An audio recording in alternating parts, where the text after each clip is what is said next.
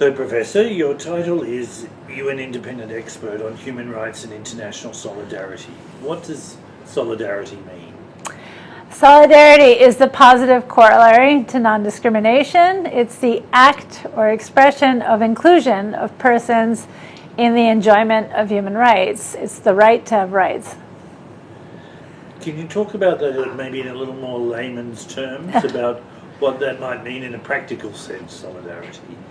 In a practical sense, it means that we have really high levels of inequality around the world, both internally and externally. And so we're seeing large groups of people who are being denied their right to socioeconomic rights, like the right to housing, the right to food, the right to health care, but also civil and political rights that people are being repressed from being able to engage in expression online, etc.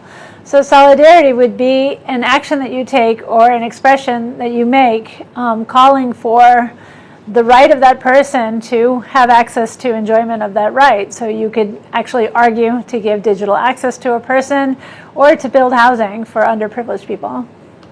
In this sort of current era when there's so much polarization, so much conflict around the world, what does all that mean? How does one practice solidarity?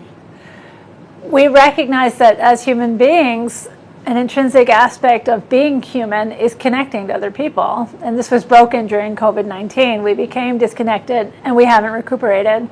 So we have really a responsibility now to build up those connections with each other and to accept that we have responsibility for each other. And this is something that will demand engagement from all people, young people, old people, everyone. In your travels, in your experiences, your work, have you seen a particular example, a particular place or country where you're seeing solidarity expressed in the right way or in a positive or impactful way?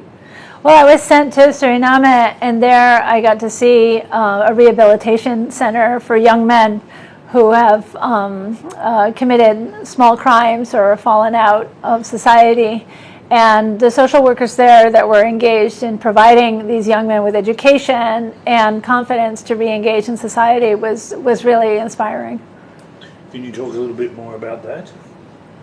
Well, Suriname is a particular country with a particular history.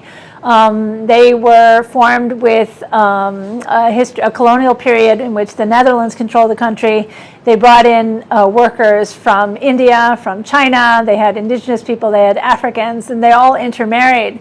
And they created a society that recognizes a concept of unity and diversity, of showing mutual respect for each other. So they celebrate each other's holidays, and they eat each other's food, and they wear each other's dress, and they recognize each other in a way on a level of equality that I've never seen anywhere else. And how does that get expressed through what you were talking about, that program?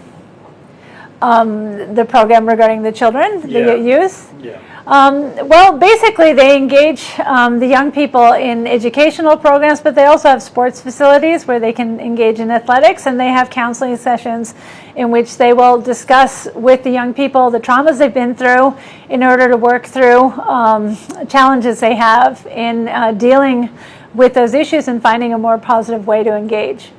It sounds like it's sort of an example too of what you spoke about in the lecture and you've talked about elsewhere, which is the importance of localization in a way of adapting the solutions or the expressions of solidarity to the particularities of a situation, so that it fits and applies and works in that. Can you talk a little bit about that? Well, this is the beauty of humanity, that we come in many shapes and sizes and forms and backgrounds, and so forming solidarity is something that we recognize within our own communities, base it our own realities, and accepting that we have challenges, whether it be inequality between men and women, or destruction of the environment, or a need to engage on development. If we partner with each other and we sort of clean house locally, if we imagine all communities engaging in solidarity actions around the world, that there is a possibility of really strengthening peace in a way that has never been done when we had top-down approaches. And it's not one size fits all. That's right, yeah. You talked in your lecture and elsewhere as well, of course, particularly about women as agents of solidarity and young people as well.